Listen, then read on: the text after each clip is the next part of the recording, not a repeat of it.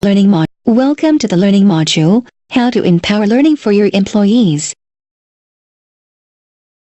Did you ever ask yourself, what is the key for success in learning and development? Recent studies of brain scientists came out with interesting findings. Our brain can learn up to a high age. Even with 60 years, an employee can still learn something new. In science, this is called neuroplasticity. Positive emotions and feelings have a strong influence on the learning process. They work like natural fertilizers for learning. We are social people, and also the brain learns best when people experience respectful interactions with others. Motivation crashes when there is no chance for social support. Did you know that feelings like fear, stress and negative emotions block all those regions which are needed for explicit learning? The most common trigger of anxiety and stress is the negative assessment of one's own performance by other powerful people, mostly the boss. This means that your actions as a manager have a direct impact on the stress level of your employees, and as a consequence also on their ability to learn. But just focusing on learning is not enough. Most important for sustainable learning success is the transfer into practice. Brain scientists call it use it or lose it. It means that the brain develops depending on how it's used. It works like a muscle. Constant training by repeating and practical exercises are the logical consequences.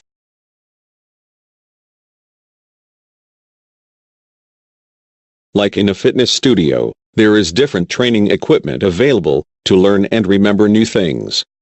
For example, just reading has a retention rate of only 10%. Audio-visual material doubles it to 20%. Watching a demo will lead to 30%. This is why you should deliver your learning modules in an audio-visual design, best enriched with demo videos, and with insider tips for practical exercises. But still, the very best way to memorize knowledge and develop it to competence is practice. This is only topped by teaching others. We highly recommend you to give your employees the chance for practical exercises. And maybe they can even share their knowledge with other colleagues. This will create a win-win situation for everyone. If you want to get most out of your learning modules, we recommend you to create best fit learning modules. This is what you should consider. Make sure that you choose achievable learning objectives for your employees, so they can reach the goals. Provide them only relevant content. The closer it is to their daily work, the greater the transfer. Give your employees sufficient time to learn. Make sure that they also have the chance for repetitions and practical exercises. Create an open and trusting atmosphere for working and learning. To get a rough idea about the possible needs for further training, it is useful to allocate your employees' overall performance to this matrix.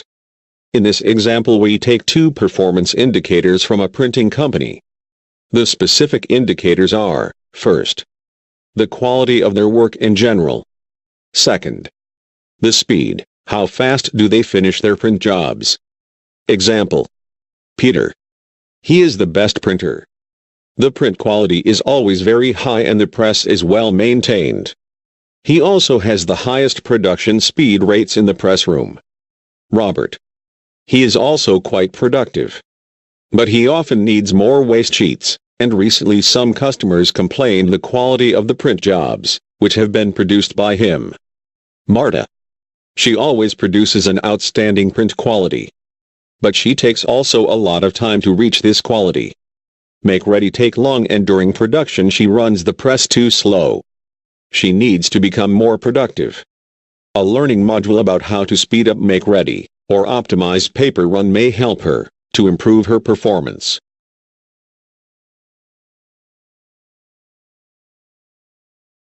The probability that your employees will compensate a lack of skills fast and effective depends on two factors. First, their willingness or motivation for learning. Second, their current skills or competence. You can use this matrix to determine a score from 1 up to 5 for both factors. For example, Let's take a look at Paul. He is quite new in the company. His willingness to learn is very high. You would rate it with 5. But in the last weeks you realized that he is not so experienced as you expected it before. Therefore you will rate his skills with 3. His colleague is Ward. He works for more than 10 years in your company. He is quite experienced, but sometimes you observe little knowledge gaps. Overall you rate his skills with 4. His motivation for learning and development is not so high. You rate it with 2. Question: on whom of them you would focus your learning and performance coaching activities first?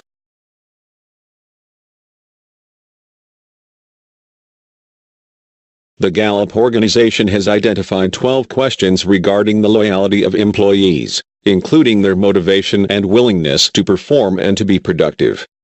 Beside the basic needs, the most important general factors are support from the management, team support, and the experience of personal growth. These are the 12 questions by Gallup. Question number 6 and number 12 are directly related to learning and personal development.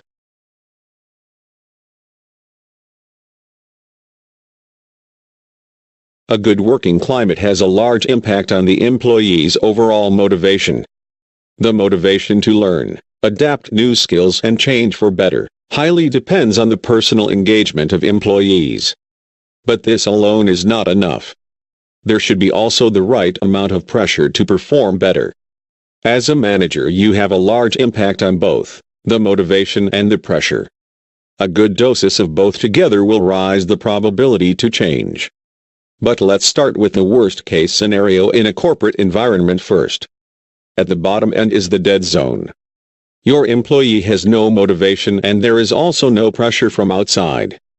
Changes will not happen. Next one is the depression zone. There is some engagement and some level of pressure. But both is not too much. Only very little change may happen. Then there is the panic zone. Employees often get pushed into this zone when they stayed before a long time in the depression zone and the management now starts to create lots of pressure on them. The probability to change is still quite low. Let's move into the comfort zone. This is a good amount of motivation and pressure, which will lead to a higher probability of change. It's quite nice to be in this zone, but that's not the end of the flagpole. The optimum is the stretch zone. You rise the pressure slightly up when your employees are in the comfort zone. This stretching allows them to get into the so-called flow state. Individual performance coaching is very helpful to get into this stretch zone.